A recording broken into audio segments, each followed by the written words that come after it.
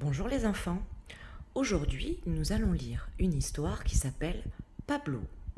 Cette histoire a été écrite par Rascal. Vous êtes prêts? Allez, on y va.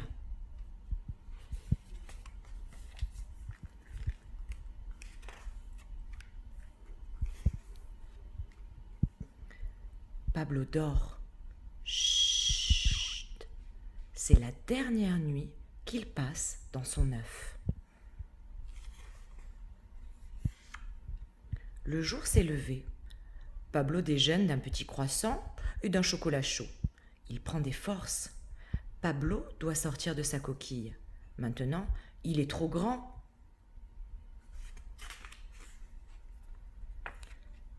Comme il a un tout petit peu peur, Pablo commence par un tout petit trou. Un tout petit trou suivi d'un deuxième petit trou.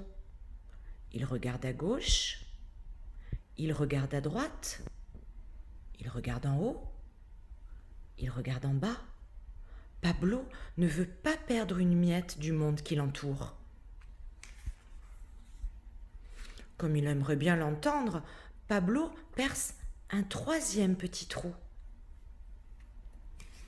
Un troisième petit trou suivi d'un quatrième petit trou.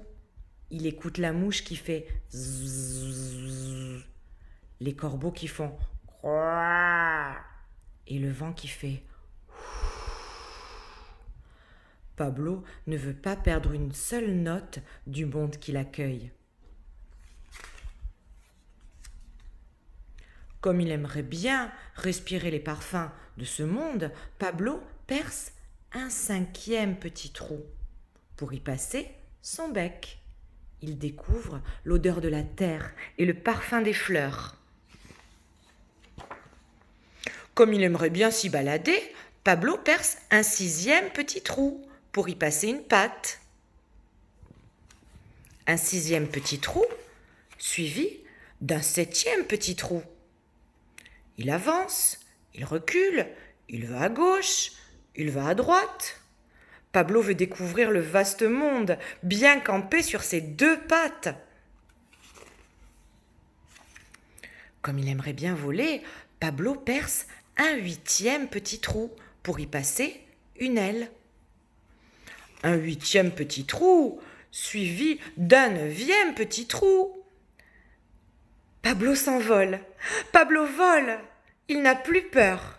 Il ne reste plus qu'à se débarrasser de sa coquille. Oh, Pablo s'en est quand même gardé un petit bout pour les jours où... Et voilà, cette histoire est terminée. À bientôt les enfants.